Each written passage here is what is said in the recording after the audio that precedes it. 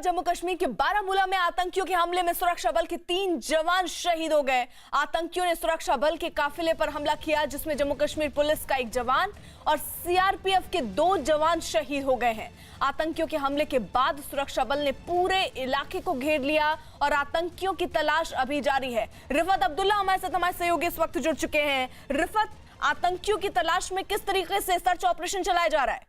देखिए, जिस तरीके से ये हमला हुआ है उसके फौरन बाद कोऑर्डिनेट सर्च ऑपरेशन शुरू किया गया, क्योंकि वहां पे फायरिंग हुई और उसके बाद आर्मी भी पहुंची, सीआरपीएफ वहां पर ही थी और भी सीआरपीएफ के लोग आ गए और पुलिस के और उस पूरे एरिया में तलाशी कार्रवाई शुरू की गई है। लेकिन जिस तरीके से मिलिटेंटों ने शायद मंसूबा बनाया होता कि इस ज्वाइंट पार्टी जो सीआरपीएफ और पुलिस की थी उस पर हमला करना है और उसके बाद भागना है, और ऐसा ही हुआ कि मिलिटेंटों ने फायरिंग की अंधाधुन और उसके बाद भाग गए, जिसमें अभी सीआरपीएफ के 2 लोगों जो क्रिटिकल थे वो कम कर गए हैं और साथ ही जो एक एसपीओ था जम्मू कश्मीर पुलिस का, उसकी मौके पर ही मौत हुई थी। तो कुल मिला के अब 3 सुरक्षा कर्मियों की जान इस हमले में गई है। आपको मालूम है कि 14 अगस्त को भी श्रीनगर में एक मिलिटेंट अटैक हुआ था, उसमें पुलिस के जो है 2 लोगों की मौत हुई थी। तो लगातार अब ये देखा जा रहा है कि मिलिटेंट जो है अटैक कर रहे हैं। एक तो पहले पॉलिटिकल वर्कर्स पे अटैक कर रहे थे, लेकिन अब सुरक्षा बलों पर लगातार अटैक कर रहे हैं। जी,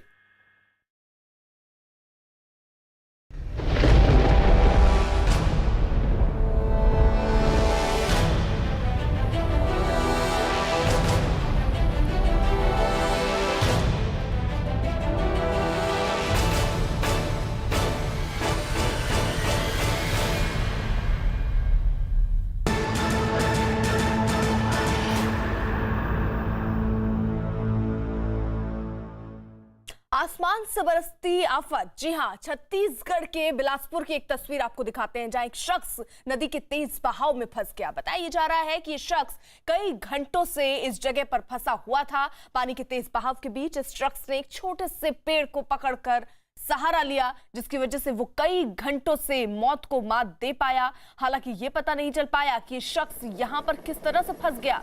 मौके पर बचाव के लिए बिलासपुर के रतनपुर से पुलिस दल के साथ बचाव दल भी पहुंच गया, लेकिन अंधेरा होने की वजह से बचाव दल को मुश्किलों का सामना करना पड़ रहा था। तो ये तस्वीरें उस वक्त की जब इस शख्स को बचाया गया है। काफी देर तक इस शख्स पानी के बीच ऐसे ही फंसा रहा।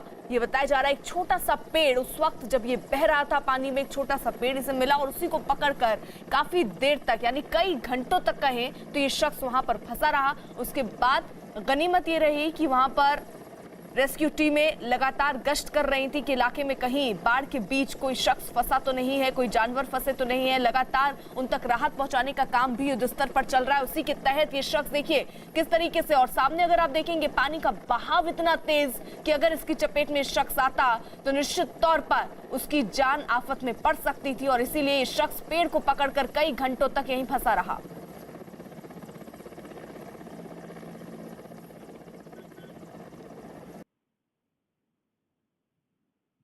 हमारे साथ इस वक्त आईजी बिलासपुर दीपांशु कावड़ जुड़ चुके हैं। दीपांशु जी, क्या जानकारी मिल रही है? शख्स कैसे फंसा था, कितने घंटों तक फंसा रहा और इस पानी के बहाव के बीच में वो आया कैसे? मैंने कुछ वीडियो शेयर किए हैं। उसमें ये शख्स वहां पर कूदा। ये वेस्ट वाटर वियर है, ये जो खूटाघाट डैम है हमारा रतनपुर में, वहां से जो एक्स्ट्रा वाटर हो जाता है तो अपने आप ये पानी बहने लगता है। तो ये शख्स उसमें कूदा था। मुझे लग रहा है कि ये स्विम करना चाह रहा था या जैसा भी, तो ये वापस नहीं आ पाया क्योंकि बहाव बहुत तेज था। और बह करके फिर आगे जब बढ़ा तो इसने को पत्थर और पेड़ का सहारा ले लिया। और जब लोगों ने वहाँ इसको अलर्ट किया तो हमने एसडीआरएफ की टीम्स भेजी थी। और कल शाम से लेकर के आज सुबह कल दोपहर से लेकर के आज सुबह तक 6 साढ़े 6 बजे तक ये वहीं फंसा था। दीपांशु जी, कैसे ये जानकारी मिली? क्योंकि पानी का बहाव अचानक से, अगर जिस तरीके से आप बता रहे हैं स्विमिंग के लिए कूदा था, लेकिन पानी के बहाव को जो हम तस्वीरों में देख रहे हैं उसको देखकर तो लग रहा है कि यहाँ स्थिति ऐसी नहीं थी कि कोई शख्स यहाँ पर स्विमिंग के लिए उतरे। मैं इसमें ये अभी जो इसका सामने तरफ है वहाँ डैम है, डैम से पानी ओवरफ्लो हो करके दूसरे साइड गिरता है। किस लिए कूदा ये अभी भी नहीं, क्योंकि ये हॉस्पिटलाइज है, कारण हमें नहीं है। लेकिन जो उसकी जंप में देखा तो नॉर्मल आदमी कहीं गिरा नहीं है, वो उसने खुद डाइव ली है, ये दिख रहा है उसमें। इसलिए मैं आपको कह रहा था कि ये कूदा है उसमें। दूसरा, ये जब वहां पर गया तो रिटर्न बैक नहीं आ पा रहे। जब वो वीडियोस में हम देख रहे थे कि स्विम करना चाह रहा था तो फ्लो इतना फास्ट था कि आ नहीं पाया और वो जाकर के वहां फंस गया। रात भर चूंकि माननीय मुख्यमंत्री जी ने हमें वैसे ही अलर्ट रहने के लिए बताया हुआ था। इन सारी टीम, तो हमारी एसडीआरएफ की टीम, हमारे थाने की टीम, हमारे सीनियर ऑफिसर्स वहां पहुंचे थे। हम कोशिश कर रहे थे किसी तरह से उसे रस्सा फेंकें या बांध करके वापस लें, लेकिन बहाव इतना तेज था कि हम नहीं उसको कर पाए। फिर देर रात फिर हमने इंडियन एयरफोर्स का रेस्क्यू के लिए रिक्वेस्ट किया वहां से, और सीएम सेक्रेटरीट और पुलिस मुख्यालय सब एक्टिव होकर के फिर इंडियन एयरफोर्स से रिक्वेस्ट पे ये हेलीकॉप्टर सुबह पहुंचे।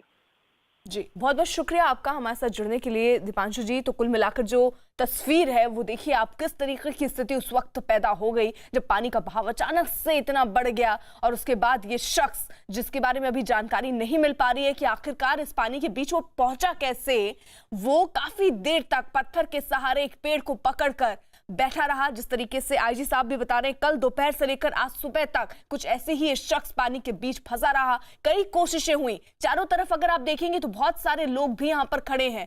सब अपने स्तर से पहले लोगों ने कोशिश की कि इस शख्स को बचाया जा सके, लेकिन पानी का बहाव जरा आप देखिए, ऐसे में किसी की हिम्मत नहीं हुई कि इस पानी के बहाव के बीच उतरकर इस शख्स तक मदद पहुंचाई जाए। हालांकि इसके बाद जो रेस्क्यू टीमें हैं उन्होंने भी अपने स्तर से कोशिश की कि इस शख्स को बाहर निकाला जाए, रस्सी फेंकने की कोशिश हुई, लेकिन पानी का बहाव बहुत तेज था। उसके बाद रात का अंधेरा भी उस वक्त होने की वजह से इस शख्स का रेस्क्यू नहीं हो पाया था।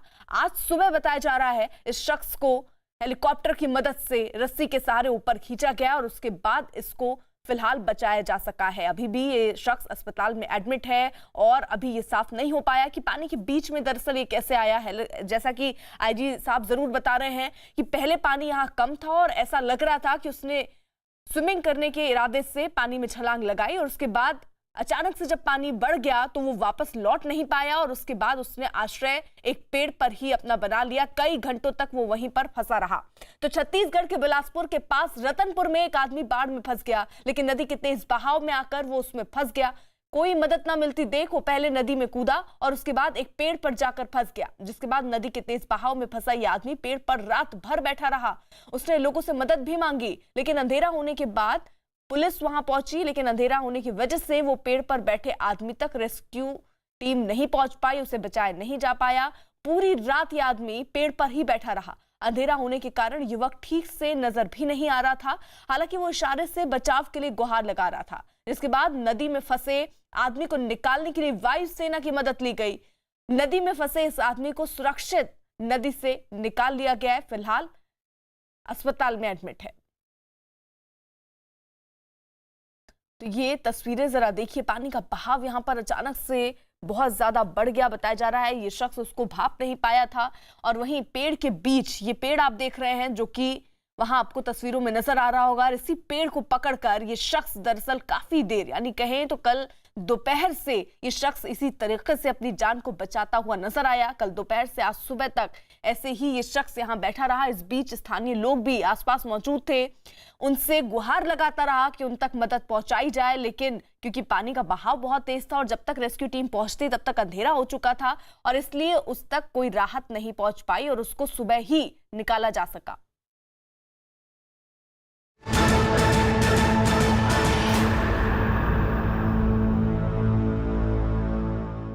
वहीं हिमाचल के मंडी में एक बार फिर पहाड़ खिसकने की वजह से बांडी गुमाड़ू इलाके में रास्ता बंद हो गया। 13 अगस्त को भी पहाड़ खिसकने की वजह से यहां पर रास्ता बंद हुआ था, लेकिन एक दिन पहले ही इस रास्ते को खोला गया था। रविवार को एक बार फिर यहां मिट्टी के साथ पहाड़ का मलबा गिरा, जिसकी वजह से कुछ घरों के साथ साथ पास में ही बन रहे एक पुल को भी नुकसान पहुंचा है।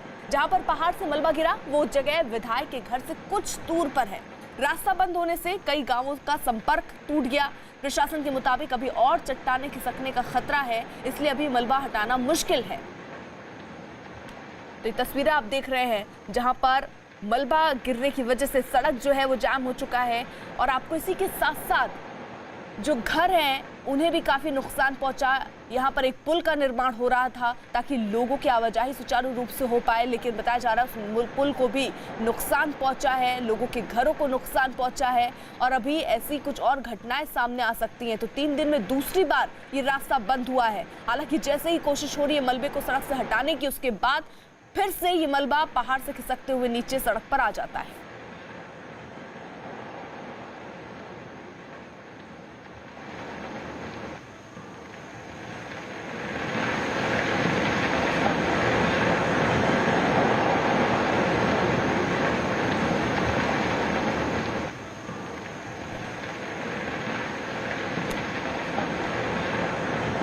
ये 2 तस्वीरें आप देख रहे हैं, सड़कों पर किस तरीके से मलबा दिख रहा है। हालांकि रास्ता पूरी तरीके से बंद हो चुका है, दोनों ही तरफ कई जगहों पर तो लोग भी फंसे हुए हैं। हालांकि कोशिश पहले की जा रही थी कि जल्द से जल्द मलबा हटाया जाए, काफी हद तक उस पर सफलता भी मिली, लेकिन उसके बाद एक बार फिर से पहाड़ खिसकने की वजह से सड़क पर मलबा ही मलबा दिखने लगा। बारिश की वजह से पहाड़ खिसकने से लोग दहशत में हैं, तो मैदानों में लगातार हो रही बारिश की वजह से उफनती नदियां कहर बरपा रही हैं। कहीं बांध से छोड़े गए पानी ने लोगों को बेघर कर दिया। वहीं उत्तराखंड के पिथौरागढ़ में भी नदियां उफान पर हैं। पिथौरागढ़ के धारचूला में काली नदी भी उफान पर है। ऐसे में लोग रात भर सो भी नहीं पा रहे कि कब कोई हादसा यहां हो जाए। उत्तराखंड के पिथौरागढ़ जिले में पिछले कुछ समय से तेज बारिश की वजह से नदी नाले और नदियां उफान पर हैं, तो सड़कें टूट गई हैं।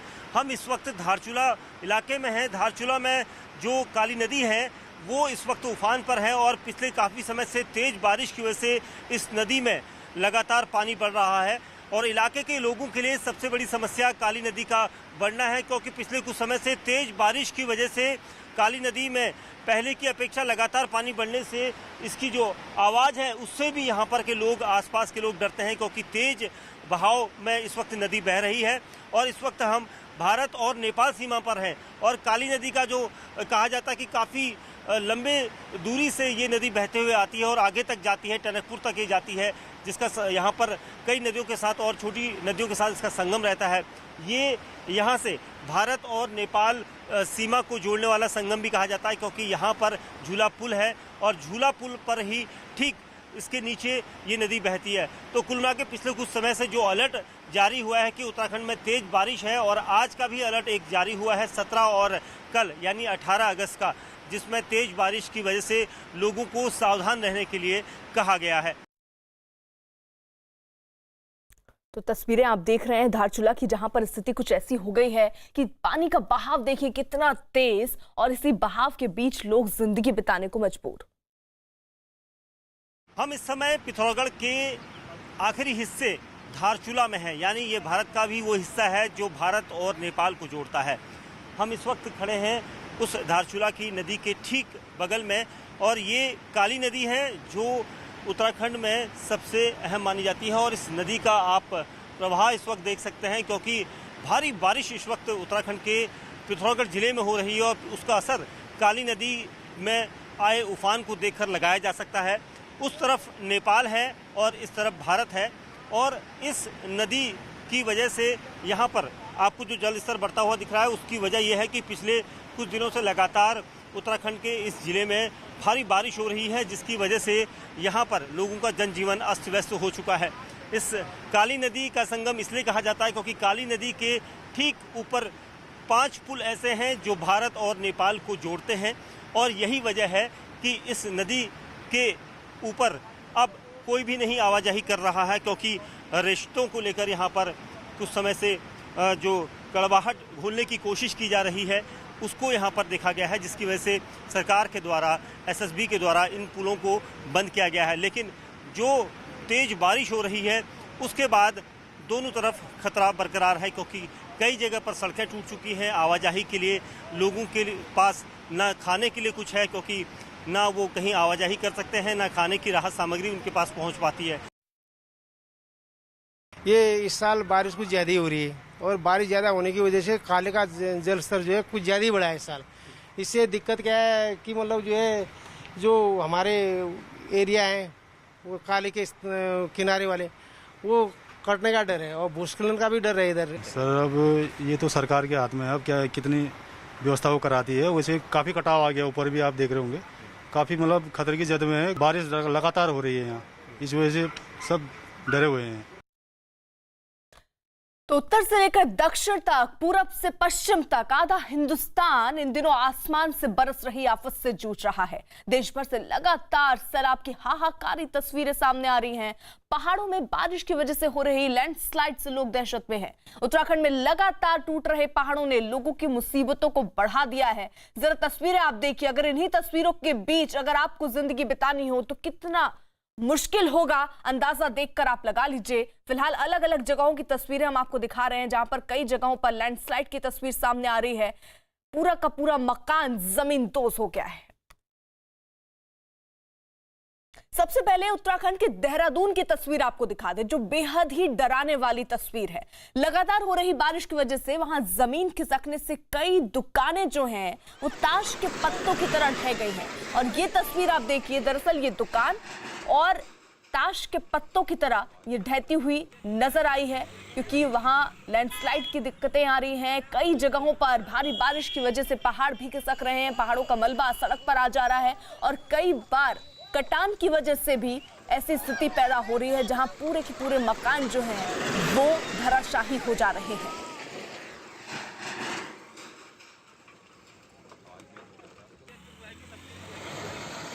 वहीं उत्तराखंड की चमोली की तस्वीर, वहां पर भी लगातार बारिश हो रही है। लोगों के लिए आफत इस वक्त खड़ी हो चुकी है। बद्रीनाथ हाईवे पर पहाड़ टूटकर गिरने से लोग दहशत में हैं। हाईवे पर गिरते मलबे की वजह से वहां से गुजर रहे लोग दहशत में आ गए और जान बचाने के लिए गाड़ियों को छोड़कर वहां से भागते दिखाई दिए हैं, जिसके बाद पुलिस वालों ने लोगों को वहां से सुरक्षित निकालने में मदद की।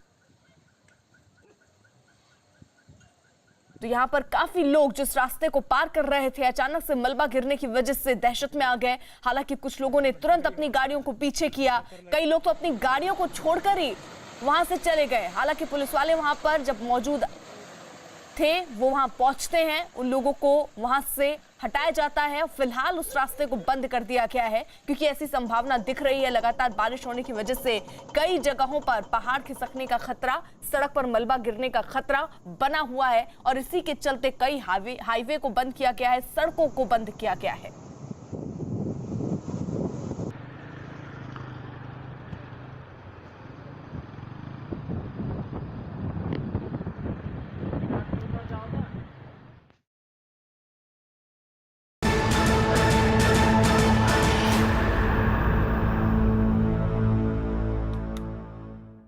यूपी के हापुड़ में गंगा नदी के उफान पर आने के बाद कई गांव टापू बन गए हैं और कई रास्ते पानी में डूब गए हैं। रास्तों को पार करने के लिए लोगों को जान जोखिम में डालनी पड़ रही है। गांव से बाहर जाने के लिए लोगों को ट्रैक्टर और बैलगाड़ी का सहारा लेना पड़ रहा है क्योंकि रास्तों पर कई फीट तक पानी भर चुका है और ये खतरा अभी कम होने वाला नहीं है। अभी कुछ दिन जिस तरीके से अलर्ट है मौसम विभाग का भी कि बारिश और हो सकती है, और अंदाजा लगाइए जो पहिए आधे डूबे हुए इस वक्त पानी के बीच से गुजर रहे हैं, बारिश और होती है तो पानी का स्तर कितना बढ़ जाएगा। और इसी बात का डर इलाके के लोगों को इस वक्त हो रहा है और इसीलिए अपने बच्चे कुछ सामान के साथ लोग सुरक्षित ठिकानों की तरफ निकल चुके हैं। इस वक्त हम हापुड़ जिले में मौजूद हैं, उत्तर प्रदेश के, और ये गढ़ मुक्तेश्वर इलाका है। इस जगह पर हम यहाँ पहुंचे हैं क्योंकि पानी इस पूरे इलाके में काफी ज्यादा भर गया है। सड़क पर आप देखिए किस तरीके से पानी भरा हुआ है। इस पूरे इलाके की अगर बात की जाए तो करीबन 8 से 10 गांव हैं जो कि इस वक्त पानी से भरे हुए हैं। उन गांव में पानी भर गया है और लोगों को मार्केट तक आना है या दूसरे दूर दराज इलाके तक जाना है तो इसी तरीके से ट्रैक्टर के सहारे उन्हें ये रोड जो है वो क्रॉस करनी होती है। इस वक्त हम भी एक ट्रैक्टर पर सवार हैं और इसी के जरिए हम उन गांवों तक पहुंचने की कोशिश करेंगे जिन गांवों में पानी भर गया है और लोग काफ़ी परेशानी झेल रहे हैं। ये पूरा इलाका आप देखिए, आपको सिर्फ पानी नजर आएगा। घुटनों तक पानी भर चुका है और लोगों को खासी दिक्कत हो रही है उन गांवों तक पहुंचने में, अपने घरों तक पहुंचने में, क्योंकि हर जगह पानी भरा हुआ है। जब भी गढ़ की बात करें तो जब गंगा का जल स्तर काफ़ी ज़्यादा बढ़ जाता है उसके बाद ये पानी इस तरीके से उन इलाकों में पहुंचना शुरू हो जाता है जहां पर लोग रहते हैं। यहाँ पर सामने एक सरकारी दफ्तर है, इस सरकारी दफ्तर में भी आप देखिए पानी भर चुका है, इसलिए दफ्तर को बंद कर दिया है। इसी तरीके से पूरे आगे जितने भी गाँव पड़ते हैं, करीबन 8 से 10 गाँव हैं जिनका रास्ता कट गया है और इसी तरीके से या तो बुग्गी के सहारे या ट्रैक्टर के सहारे उनको अपने घर तक, अपने गांव तक पहुंचना होता है। ऐसे में परेशानी सामान ले जाने की भी होती है।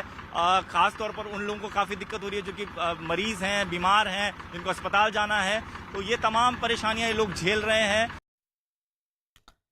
वहीं यूपी के हापुड़ में नदी में उफान होने की वजह से कई इलाकों में बाढ़ के हालात पैदा हो गए। गंगा का पानी करीब 15 से 20 गांवों में घुस चुका है। गांव आने जाने वाले रास्तों पर भी कई फीट तक पानी भरा दिखाई दिया। घरों और स्कूलों के चारों तरफ पानी ही पानी नजर आ रहा है। ऐसे में गांव के लोगों पर जरूरी सामान लाने ले जाने में दिक्कत का सामना भी उन्हें करना पड़ रहा है। ये 2 तस्वीरें हम आपको दिखा रहे हैं किस तरीके से गांव में बाढ़ जैसे हालात हैं। कहीं भी आने जाने में भी लोगों को अब मुश्किलों का सामना करना पड़ रहा है, क्योंकि अगर घर से आप वाहन लेकर निकलते हैं तो कुछ इसी तरीके की तस्वीरें आती हैं। बीच रास्ते में आपकी गाड़ी खराब हो जाती है, जिसके बाद धक्का देकर इस पानी के बीच से लोग अपनी गाड़ियों को निकालते हुए नजर आ रहे हैं। कुछ ऐसी ही तस्वीर अलग अलग जगहों से सामने आ रही है। हालांकि पानी अभी और बढ़ सकता है, क्योंकि कई इलाके ऐसे हैं जहां पर अभी भी बारिश हो रही है, जिसकी वजह से लोगों को हर रोज कई घंटों का संघर्ष करना पड़ता है घर में राशन लाने के लिए, या अगर घर में कोई बीमार पड़ गया है तो उसको अस्पताल तक पहुंचाने में भी लंबी चुनौती का सामना करना पड़ता है।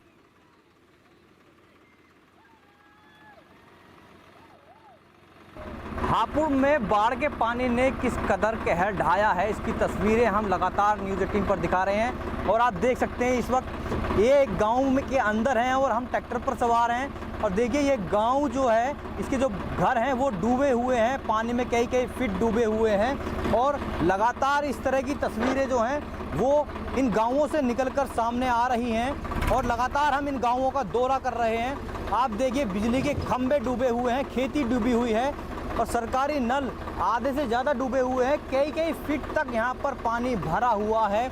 इन लोगों की ज़िंदगी जो है वो यहाँ पर पटरी से उतर गई है और जो शहर का संपर्क है वो इनका टूट गया है। आप देखेंगे इस तरफ भी तमाम जो रास्तों पर पानी ही पानी भरा हुआ है। खेती पूरी तरीके से डूब गई है।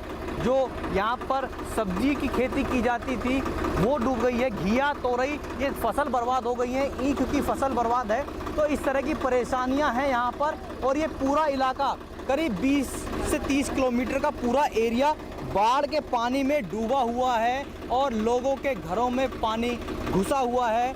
और लेकिन प्रशासन के को सुध नहीं है, प्रशासन यहाँ तक नहीं पहुँच पा रहा है।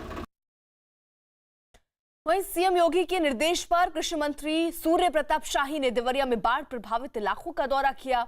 उन्होंने बोट के जरिए जिले के कई तटबंधों का निरीक्षण किया। बाढ़ के निरीक्षण के दौरान लोगों ने मंत्री को अपनी समस्याएं सुनाई। देवरिया में बाढ़ की वजह से कई एकड़ फसल जो है वो बर्बाद हो चुकी है। ने अपना रौद्र रूप दिखाना शुरू कर दिया है। मैं इस वक्त हूँ परसिया देवार गांव के आसपास इलाके में। यह गांव चारों तरफ से पानी से तकरीबन डूब चुका है। अभी जिला प्रशासन ने एक राहत कैंप लगाया था। आपको मैं सबसे पहले दिखाना चाहता हूँ ये नदी का पूरा रौद्र रूप देखिए, जहाँ पे ये गन्ने की फसल है पूरी तरह से जलमग्न हो चुकी है। हालांकि यहाँ पे एनडीआरएफ और एसडीआरएफ की टीम भी मौजूद है और नाव की व्यवस्था भी की गई है। तकरीबन 2 किलोमीटर नदी में सफ़र करके मैं इस गाँव में पहुँचा था, जहाँ पे जिला प्रशासन ने एक राहत कैंप लगाया था और लोगों को राहत किट भी दिया। क्योंकि नदी के बहुत करीब हैं तो स्वाभाविक रूप से समस्याएं हैं, लेकिन उसके समाधान करने की दृष्टि से सरकार ने प्रयास किए हैं। लोगों का स्वास्थ्य परीक्षण कराया गया है। उनके जानवरों के लिए भी यदि बीमारियां हैं तो उनके दवा का इंतजाम कराई गई है। साथ साथ में प्रत्येक प्रभावित परिवार को 5-5 लीटर निःशुल्क मिट्टी का तेल का वितरण किया जाएगा। इसके लिए 5000 लीटर तेल यहाँ गांव के भीतर आ गया है, जिसका वितरण आज से कल और परसों के बीच में सभी प्रभावित परिवारों को कर दिया जाएगा। यूपी के बहराइच में घाघरा नदी का पानी बढ़ने की वजह से 70 गांवों पर अब खतरा मंडरा रहा है। किसानों की हजारों बीघा जमीन पानी में डूब गई। घरों में 4 से 5 फीट तक पानी भरा है। खाने पीने की दिक्कतें लोगों के सामने हैं। बाढ़ के बीच लोग जैसे तैसे गुजर बसर कर रहे हैं। आने जाने के लिए लोग नाव का सहारा ले रहे हैं। हालांकि प्रशासन लोगों की मदद का दावा कर रहा है, लेकिन हकीकत कुछ और ही बयां कर रही है। इस वक्त हम बहराइच की महसी तहसील में खड़े हुए हैं। आप देख सकते हैं कि मैसी तहसील में किस तरीके से घाघरा अपना विकराल रूप दिखा रही है। पूरे गांव में लगभग मैसी तहसील के 65 गांव हैं, उसमें पूरे गांव में जलमग्न है और सभी घरों में लगभग पानी भरा हुआ है। जिला प्रशासन बार बार दावे करता है कि हम राहत सामग्री पहुंचा रहे हैं, मगर लेकिन उसके बावजूद भी लोगों का कहना है कि किसी प्रकार की कोई सहायता नहीं मिल पा रही है और लोग कई दिनों से भूखे भी हैं गाँव में। वहीं जयपुर में बाढ़ के बाद तबाही का खौफनाक मंजर दिखाई दिया। मलबा कई मकानों के आगे जमा हो गया, जिसमें गाड़ियां दब गई। कई ऑटो के मिट्टी के ढेर में दबे होने की जानकारी जब प्रशासन को मिली तो वहां पर मशीनें पहुंच चुकी हैं। कोशिश हो रही है कि मलबा हटाया जाए और इन गाड़ियों को बाहर निकाला जाए। घरों के बाहर खड़ी जो बाइक है वो भी मिट्टी में दब गई। भारी बारिश और बाढ़ ने जयपुर के कई इलाकों की सूरत को बिगाड़ दिया। अब मलबा हटाने के काम को युद्ध स्तर पर किया जा रहा है। मिट्टी में दबी गाड़ियों को वहां से निकाला जा रहा है। मैं जहां चल रहा हूं ये कोई सड़क नहीं है। ये आपको अजीब लग रहा होगा, लेकिन ये जयपुर शहर के अंदर हुई बेहतरीन बारिश का साइड इफ़ेक्ट है। मैं मौजूदा समय के अंदर दिल्ली रोड पर हूं, जहां पर आप देख सकते हैं कि मिट्टी में किस तरीके से वाहन दबे हुए हैं। कमोबेश ये पूरी कॉलोनी इस पूरे मिट्टी के मलबे के अंदर दबी हुई है। न केवल रोड पर खड़ी हुई गाड़ियां, अपितु इनके घर, इनके बिस्तर, इनकी किचन व तमाम चीज़ें जो रोज़मर्रा के समय में इनकी बेहद ज़रूरत का सामान था। खाना किस प्रकार से आता है, बाहर लंगर लगा हुआ है और वहीं से हर परिवार के लिए कुछ न कुछ खाना यहाँ पर लाया जाता है। परिवार के सदस्य जो कि अमोबेश सभी लोग मजदूरी किया करते हैं, अब सिर्फ और सिर्फ उनके पास में सिर्फ इतना काम है कि वो लोग केवल घरों से अपनी मिट्टी निकाल सकें। हालांकि इसकी जानकारी मिलने के बाद में जयपुर नगर निगम हालात का जायज़ा लेने के लिए मौके पर पहुंचा, लेकिन कमोबेश हालात जस के तस हैं।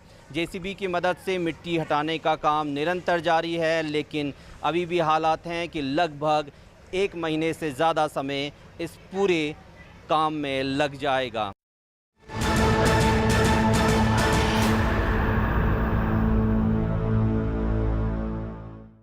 उधर गुजरात में पिछले कुछ दिनों से जारी भारी बारिश की वजह से सूरत और वडोदरा समेत कई शहरों में बाढ़ जैसे हालात हो गए। कई इलाकों में 2 फीट तक पानी भरने की वजह से लोगों की मुसीबतें बढ़ गई। शहरों में हर ओर पानी ही पानी नजर आ रहा है। कहीं से बस के पानी में फंसने की तस्वीरें सामने आई तो कहीं सैलाब की मार से कार बेकार खड़ी दिखाई दी। शहरों की सड़कें नदी में तब्दील हो चुकी हैं और नाव सड़कों पर नजर आने लगे हैं।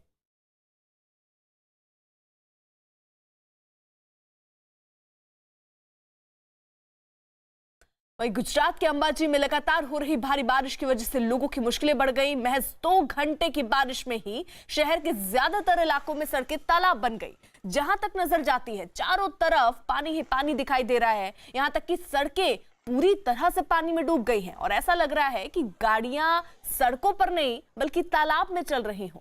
तो ये तस्वीरें जरा आप देखिए, गाड़ियां आधी डूबी हुई सी इस पानी के बीच से गुजर रही हैं और ऐसे में कई बार तो ऐसी स्थिति भी पैदा हो जाती है जब बीच रास्ते में ही भारी भरकम बस गाड़ियां अटक जाती हैं, फंस जाती हैं, जिसके बाद इन्हें धक्का देते हुए लोग निकालने की कोशिश करते भी तस्वीरों में कैद होते हैं।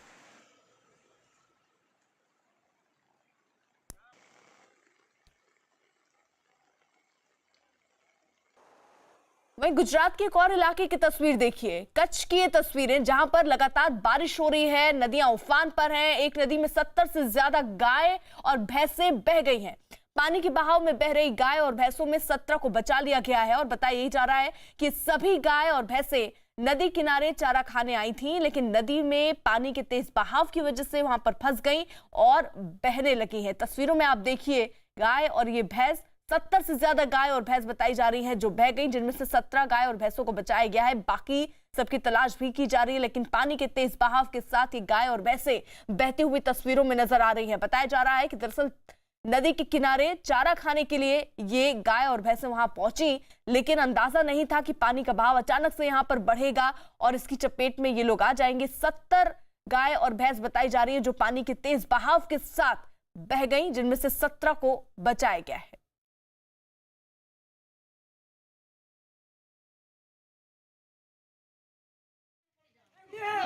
और गुजरात की एक इलाके की और तस्वीर, बोटाद की तस्वीर, जहां पर भारी बारिश की वजह से एक मकान की दीवार गिर गई है, जिसकी तस्वीर कैमरे में कैद हो गई। मकान खस्ता हाल था और ऊपर से बारिश की वजह से उसकी हालत और ज्यादा खराब हो गई।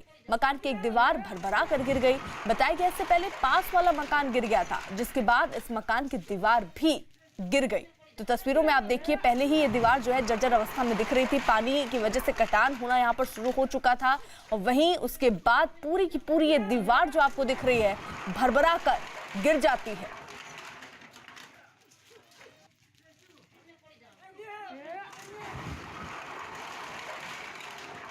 तो गुजरात की तस्वीरें हैं अलग अलग इलाके की, जहां पर तस्वीरों में आप देख रहे हैं एक मकान की ये दीवार जो पानी के बहाव की वजह से जो कटान पैदा हुआ उसकी वजह से दीवार भी पानी के साथ बहती हुई नजर आई है।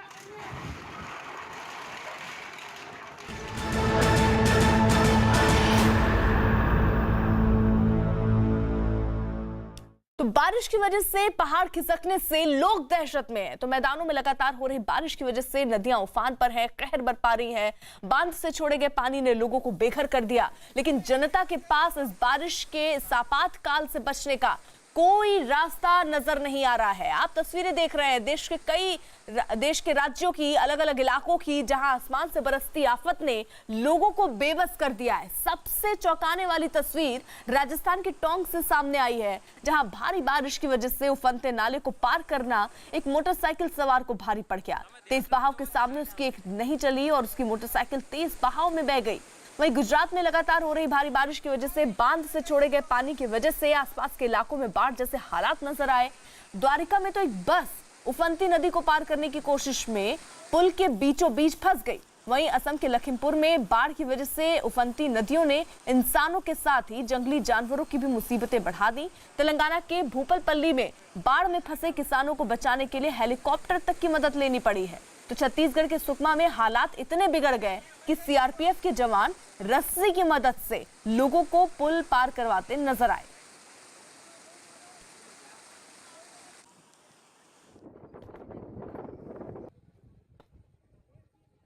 ये जो तस्वीर आप देख रहे हैं बिहार के खगड़िया की तस्वीर है, जहां बाढ़ लगातार लोगों की परेशानियों को बढ़ा रही है।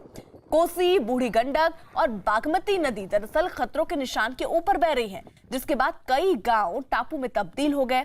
लोगों को निकालने के लिए नावों को चलाया जा रहा है, लेकिन हकीकत यह है कि लोग अभी जान हथेली पर रखकर नदी को पार कर रहे हैं।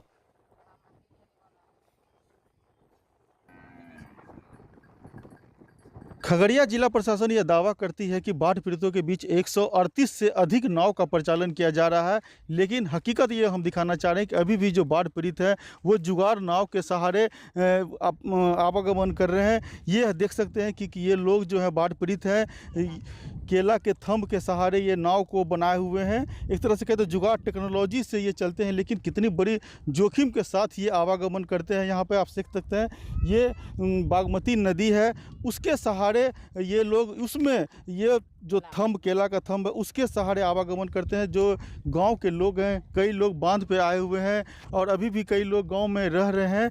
जो स्थिति बनी हुई है वो जिला प्रशासन की हकीकत को बयां कर रही है। जरा बिहार के दरभंगा की तस्वीर देख लीजिए, वहां पर भी हालात बिगड़े हुए दिख रहे हैं। गांवों में बाढ़ आने की वजह से लोग सड़कों पर आसरा लिए हुए हैं, क्योंकि लोगों के घरों में अब पानी भर चुका है। ऐसे में लोगों को खाने के लिए मुश्किलों का सामना करना पड़ रहा है, लोगों को साफ पानी पीने का नहीं मिल रहा है। वहीं फसलें बर्बाद होने की वजह से अब लोगों की मुश्किलें और ज्यादा बढ़ गई हैं। लगभग 10 से 12 दिन से यहाँ पे पानी है और परेशानी है कि नीचे गोदाम डूब गया है, इसके वजह से हम लोग को ऊपर आना पड़ा है। अभी भी गोदाम डूबा हुआ है, इसमें 5 से 6 फीट लगभग पानी भरा हुआ है। दिक्कत होता है कि माल जाल लेकर हम लोग के घास भूसा नहीं है, माल जाल के रोड पर लेकर बाल बच्चा के लेकर रोड पर। वहीं आंध्र प्रदेश के विशाखापट्टनम में लगातार भारी बारिश की वजह से आदिवासियों के 18 से ज्यादा बस्तियां जो हैं उनका दूसरे इलाकों से संपर्क कट चुका है, जिसकी वजह से इन इलाकों में लोगों को दूसरी जगह पर जाने के लिए अपनी जान को जोखिम में डालना पड़ रहा है। जरा देखिए, इस तरीके से आधे पानी में डूबे ये लोग रास्ता पार करते हुए नजर आ रहे हैं।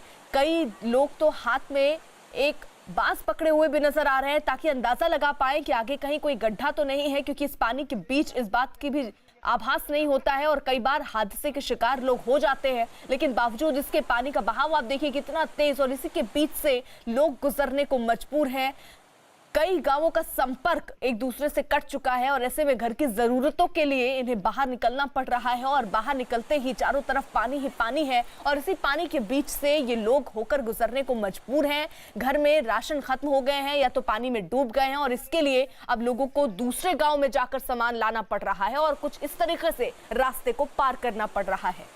वहीं आंध्र प्रदेश के एक और जिले की तस्वीर देखिए, कृष्णा जिला, जहां पर लगातार भारी बारिश हो रही है, नदियां उफान पर हैं, कई निचले इलाकों में बाढ़ का पानी घुस गया है। वहां से गुजर रहे पुल के ऊपर से उफनती नदी का पानी बहने की वजह से इलाके के लोगों की मुसीबतें बढ़ गई हैं।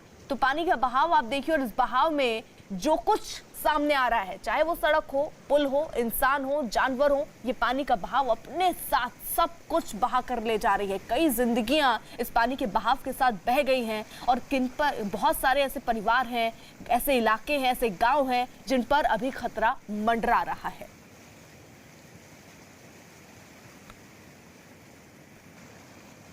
तो आंध्र प्रदेश की कृष्णा जिले की तस्वीर आप देख रहे हैं, जहां पर आलम कुछ ऐसा है। आंध्र प्रदेश की दो तस्वीरें हम आपको दिखा रहे हैं, जहां पर निचले इलाके जो हैं वो पानी से भर चुके हैं। लोगों को अपना आशियाना छोड़कर अब वहां से सुरक्षित ठिकानों की तलाश में निकलना पड़ रहा है और पानी का बहाव इतना तेज है कि कई झोपड़ियां, कई कस्बे, कई गाँव पानी के भेंट चढ़ चुके हैं, पानी में लबालब डूबे नजर आ रहे हैं। लोगों के आशियाने उजड़ चुके हैं। हालांकि लोग तिनका तिनका जोड़कर एक बार फिर से अपना आशियाना बनाने की कोशिश कर रहे हैं, लेकिन एक डर उनके सामने भी कि कहीं फिर से ऐसे पानी का स्तर अगर बढ़ता है तो उनका ये आशियाना फिर उजड़ जाएगा और वो एक बार फिर से बेघर हो जाएंगे।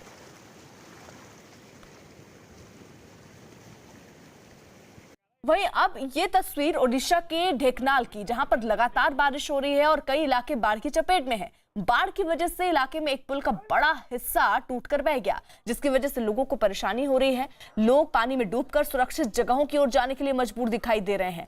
पुल डूब जाने की वजह से अब स्थिति कुछ ऐसी है कि दोनों ही छोरों पर लोग फंस चुके हैं। एक गांव से दूसरे गांव जाने के लिए दरअसल ये पुल ही एक रास्ता, एक माध्यम के तौर पर देखा जाता था, लेकिन पुल क्योंकि पानी के साथ बह चुका है और इसलिए अब लोग जो हैं वो अपनी जान को जोखिम में डालकर अलग अलग तरीके से, कुछ लोग टूटे हुए पुल को रस्सी की सहायता से पार करते नजर आ रहे हैं। कुछ ने इसका माध्यम नाव चुना है ताकि उन नाव के माध्यम से दूसरे गांव तक पहुंच पाए। घर में राशन अगर लाना है तो उन्हें अपने घर से निकलना होगा, लेकिन अपनी जान को जोखिम में डालकर ये बात भी लोग समझ रहे हैं। कई जगहों पर तो नाव में ज्यादा लोग बैठ जाते हैं, जिसकी वजह से नाव के डूबने का खतरा भी मंडराता है। वहीं तेलंगाना के खम्मम जिले में गोदावरी नदी की सहयोगी नदी तालीपेरू, उस पर बने डैम 25 गेट उसके खोल दिए गए हैं। नदी में लगातार पानी बढ़ने की वजह से बाढ़ का खतरा बना हुआ है, जिसे देखते हुए तेलंगाना के सीएम ने समीक्षा बैठक की है। मौसम विभाग ने अगले 3 दिन तेलंगाना में भारी बारिश की चेतावनी जारी की है और आलम अभी कुछ ऐसा है कि लोग घुटने तक पानी में डूब चुके हैं और अगर 3 दिन ऐसे ही भारी बारिश होती है तो स्थिति समझिए पानी का स्तर कितना बढ़ जाएगा और यही खतरा इलाके में रह रहे लोगों के ऊपर मंडरा रहा है। उनका पूरा परिवार इस वक्त संकटों के बीच घिरा हुआ है और वो उम्मीद कर रहे हैं कि भारी बारिश कम से कम ना हो और जो स्तर अभी है यानी घुटनों तक जो पानी है फिर भी वो उसमें रह लेंगे, लेकिन अगर ये पानी गर्दन के ऊपर पहुंच जाता है तो उस जगह पर रहना नामुमकिन सा हो जाएगा। और इनके सामने ये भी एक बड़ा सवाल कि ये जाएंगे तो जाएंगे कहां। वहीं छत्तीसगढ़ के सुकमा में भारी बारिश की वजह से मलेगर नदी उफान पर है। नदी का बहाव इतना तेज है कि उसका पानी वहां से गुजर रहे पुल से होकर अब बहने लगा है, जिसकी वजह से इलाके के लोग अब जान जोखिम में डालकर नदी पार करने को मजबूर हैं। हालांकि लोगों को खतरे में देख सीआरपीएफ के जवान वहां पहुंचे हैं, पुल पर ह्यूमन चेन बनाकर खड़े हो गए और इसके बाद उन्होंने रस्सी की मदद से लोगों को नदी पार करवाई है।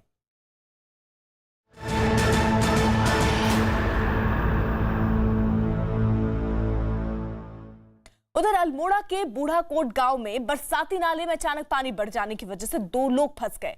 लोग नदी के उस पार मवेशी चराने गए थे, लेकिन इसी दौरान इस बरसाती नाले का पानी बढ़ गया और इसके बाद पुलिस और बचाव दल को बुलाया गया। मौके पर पहुंचे बचाव दल ने पहले एक रस्सी नाले के उस पार फेंकी, जिसके बाद दोनों लोगों को लाइफ जैकेट पहनाई गई। पहले एक व्यक्ति को रस्सी की मदद से निकाला गया, उसके बाद दूसरे व्यक्ति को निकाला गया।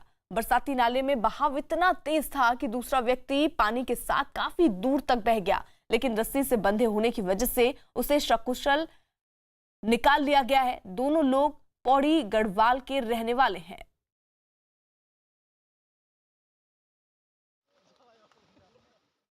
वहीं उत्तराखंड के पिथौरागढ़ जिले में भी धारचूला और नेपाल के बीच बने झूला पुल को काफी समय से बंद कर दिया गया है। झूला पुल भारत और नेपाल के लोगों के आने जाने का सबसे बड़ा माध्यम था, लेकिन चीन को लेकर पिछले कुछ समय से नेपाल ने भारत के लोगों की आवाजाही को बंद किया है, जिसकी वजह से भारत के धारचूला और नेपाल के धारचूला वालों के बीच व्यापारिक रिश्ते बंद हैं।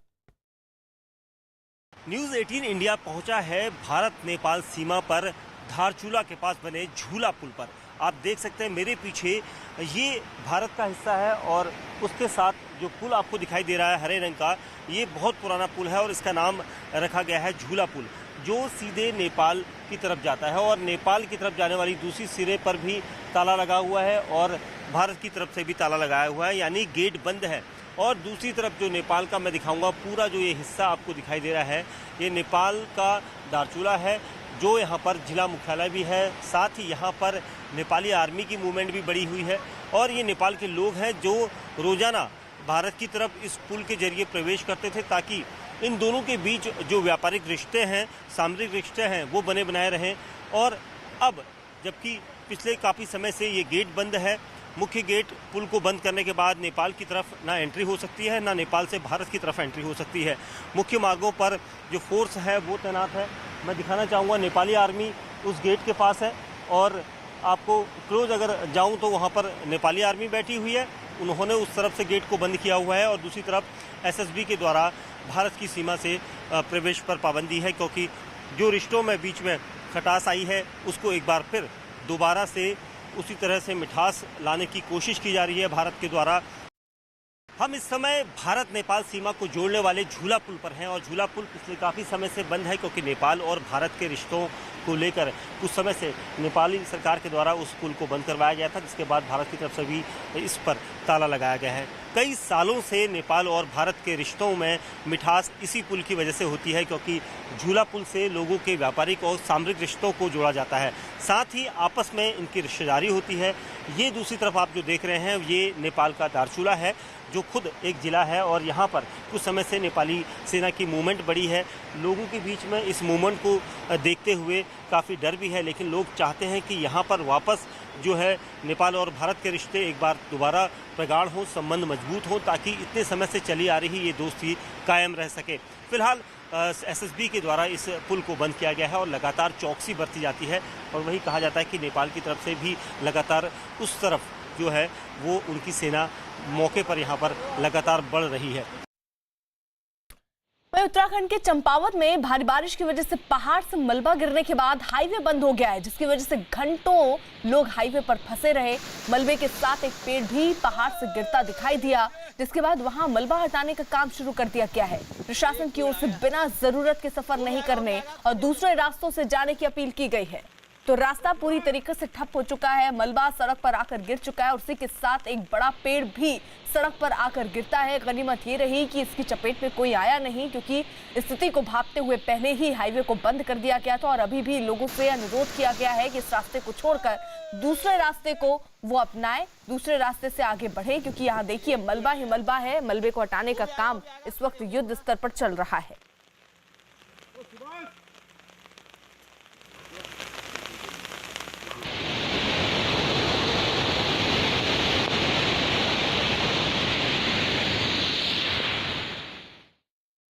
बड़ी खबर आ रही है, बिहार के पूर्व मंत्री श्याम रजक आज आरजेडी में शामिल हो जाएंगे। राबड़ी देवी के आवास पर श्याम रजक आरजेडी की सदस्यता लेंगे। जेडीयू ने श्याम रजक को पार्टी विरोधी गतिविधियों के आरोप में पार्टी से निकाल दिया था। पूर्व मंत्री श्याम रजक जी हमारे साथ मौजूद हैं। श्याम जी, ये बताइए कि पहले पार्टी से निकाला गया, फिर आपको मंत्री पद से हटा दिया गया, आखिर क्या वजह है? अब जो दल का संविधान है उसी की धज्जियां उड़ा रहा हो तो बर्खास्तगी तो एक हास्यास्पद बात है कि या तो उस नेतृत्व की छटपटाहट या उनकी खलबलाहट या उनका जो मानसिक जो है वो एहसास कराता है। आपके और नीतीश कुमार के बीच में खटास कब आया, क्यों आया? वही खटास नहीं आया है, विचारों का हमारा विरोध रहा है, विचारों का आज भी विरोध है। हम बिहार की जनता के साथ हैं, सामाजिक न्याय के साथ हैं, और जो भी इसकी धज्जियां उड़ाएगा हम उसका विरोध करेंगे। आगे आप क्या करेंगे? आरजेडी ज्वाइन कर रहे हैं? देखिए, रात भर मैं चंद्रशेखर जी जो हमारे आदर्श रहे हैं उनकी जेल यात्रा के डायरी को पढ़ा हूँ, और मैं असमंजस में था। लोग जो कह लें, लेकिन मैं कल शाम तक असमंजस में था। कल रात में जब मैं जेल डायरी के समाप्त किया तो मैंने अपने मानसिक रूप से मैं स्थिर कर के विचार किया और लगा कि मुझको राजद जाना चाहिए। ये कहीं ना कहीं दल विरोधी गतिविधियों में शामिल होने का आरोप था, और पार्टी से बड़ा कोई नहीं होता है। विचारधारा और पार्टी के दर्शन से इतर अगर किसी का भी आचरण है तो निसंदेह इसे अनुशासनहीनता माना जाएगा, और वैसी परिस्थिति में पार्टी ने ये निर्णय लिया है